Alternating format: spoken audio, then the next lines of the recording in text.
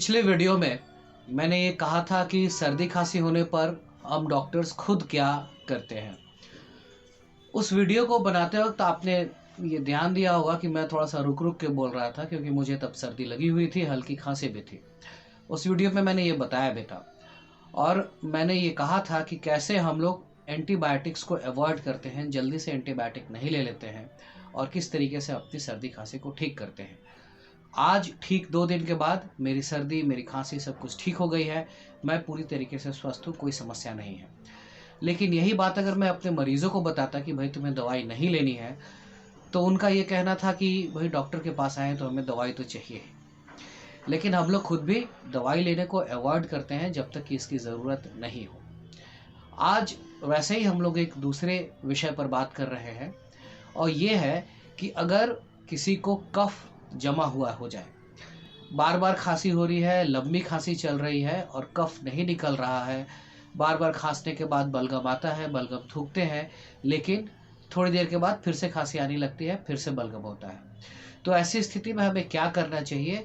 कौन सी ऐसी सलाह है, कौन सा वो तरीका है जो कि मैं अपने अस्पताल में और अपने क्लिनिक में इस्तेमाल करता हूँ, जिससे कि मरीज़ों का कफ उनके सीने से निकल जाता है, चेस्ट उनका क्लियर होता है। तो इसी विषय पे आज हम लोग खूब डिटेल में बहुत अच्छे से बात करेंगे, इस बात को समझेंगे। सर्वे भवन्तु सुखिनः, सर्वे सन्तु निरामया। आप सभी स्वस्थ रहे, प्रसन्न रहे।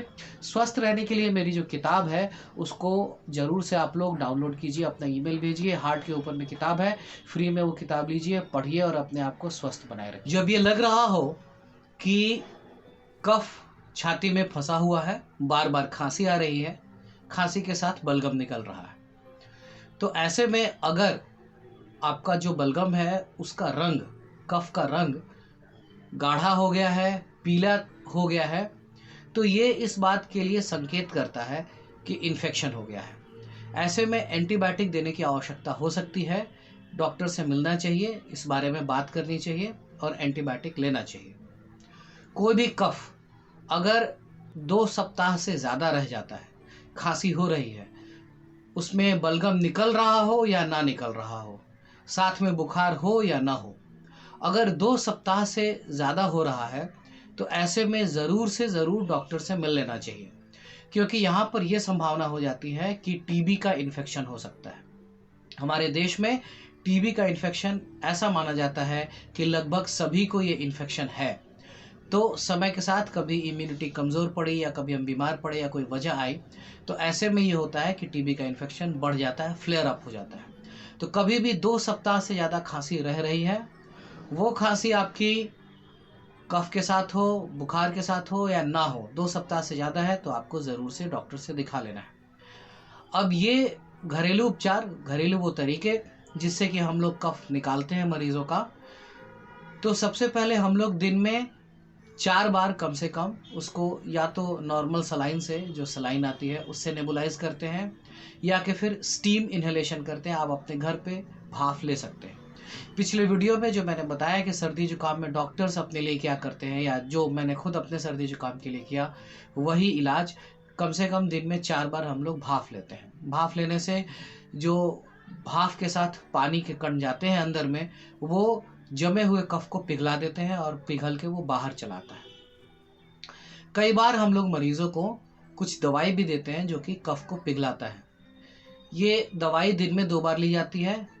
कुछ एक टैबलेट्स आते हैं जो कि सीधे निगल लिए जा सकते हैं, और कुछ एक फॉर्म ऐसा भी आता है, वो टैबलेट ही एक ही दवा है, लेकिन वो दवाई पानी में घोलने लायक होती है, तो दिन में 2 बार उसको लिया जा सकता है। दवाई का नाम, ब्रांड नेम बहुत सारे ब्रांड नेम्स में आता है, लेकिन उसको N-एसिटाइलसिस्टीन उसका मॉलिक्यूल है, N-एसिटाइलसिस्टीन।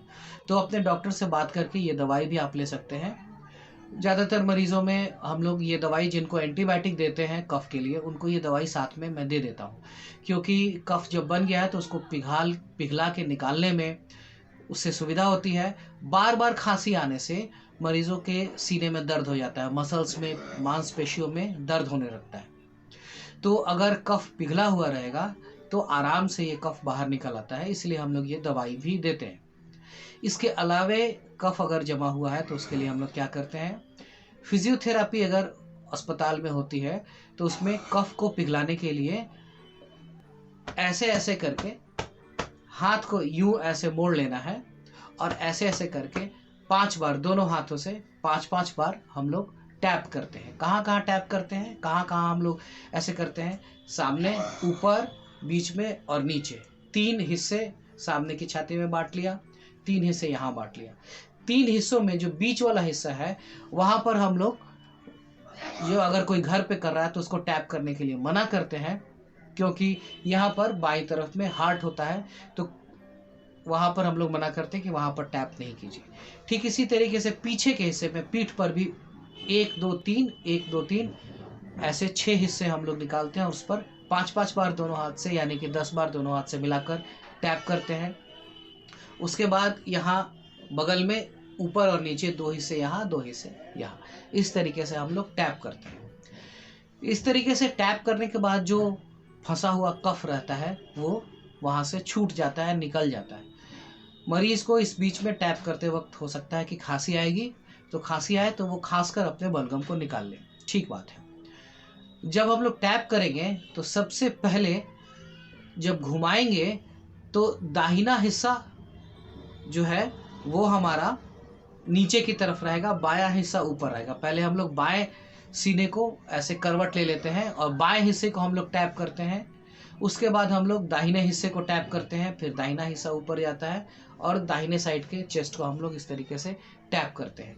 टैप करने के बाद वो फिर से खांसेगा, फिर से बलगम निकलती है, मरीज को बलगम थूक देना है। आखिरी बार में लेट जाना होता है बेड पर सीधे।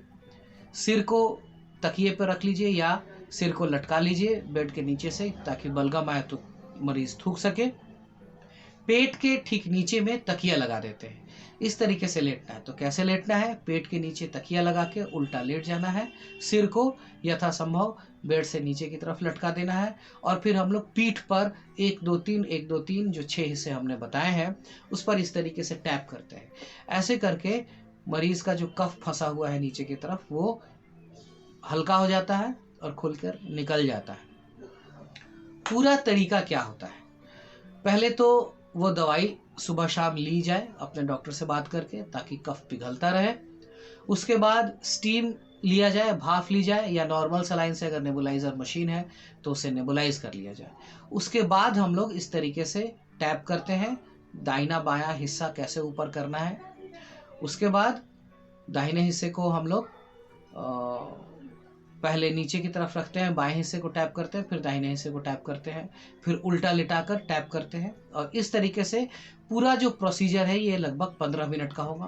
15 मिनट के अंदर में कफ बहुत सारा घुल के निकल जाता है। बहुत सारी ऐसी बीमारियां होती हैं, क्रॉनिक ब्रोंकाइटिस है, ब्रोंकियोलाइटिस है, इस तरीके की बीमारियों में मरीज का कफ जमा रहता है। कफ जब जमा रहेगा तो वहाँ पर धीरे धीरे इन्फेक्शन आ जाता है और इन्फेक्शन से फिर निमोनिया हो जाता है और बात बिगड़ जाती है। अगर मरीज को पहले से दमे की बीमारी है, सांस के सिकुड़ने की बीमारी है जिसको कि हम लोग COPD कहते हैं, ब्रोंकाइटिस है, मरीज को अगर डायबिटीज़ है, किडनी का मरीज है, या कि फिर कैंसर का मरीज रहा है, या उसको केमोथेरेपी रेडियोथेरेपी मिली है, ऐसे मरीजों में ज़्यादा संभावना होती है कि कफ जमेगा तो बहुत जल्दी से वो निमोनिया में बदल जाएगा। तो अगर मरीज़ के कफ आ रहा है, खांसी हो रही है बार बार और इस तरीके की बात है, तो देरी नहीं करनी चाहिए। 1-2 दिन में ही आप डॉक्टर से, 2 दिन में अगर मामला नहीं निपटता है तो ज़रूर से डॉक्टर से दिखा लीजिए। एंटीबायोटिक देने की आवश्यकता हो सकती है। एंटीबायोटिक के डोज और इन सारी चीज़ों का ख्याल डॉक्टर ही रखते हैं, इसलिए दवाई खुद से लेना सुरक्षित नहीं होता है। इसलिए हम लोग डॉक्टर से ज़रूर से मिल लेंगे। आशा करता हूँ जमे हुए कफ को निकालने के बारे में जो बातें मैंने बताई हैं वो आपके ज़रूर काम आएंगी। हमारे YouTube चैनल से जुड़िए, हमारे मोबाइल ऐप को डाउनलोड कर लीजिए, इससे सारी जानकारी हमेशा आपके मोबाइल में रहेगी। मोबाइल ऐप फ्री है।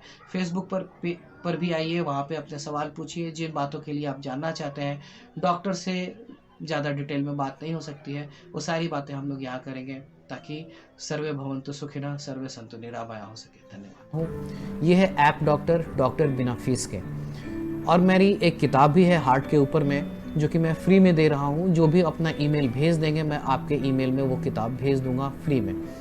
और भी ज़रूरी काम की बातें, हमारा एक फेसबुक का पेज है ऐप डॉक्टर के नाम से।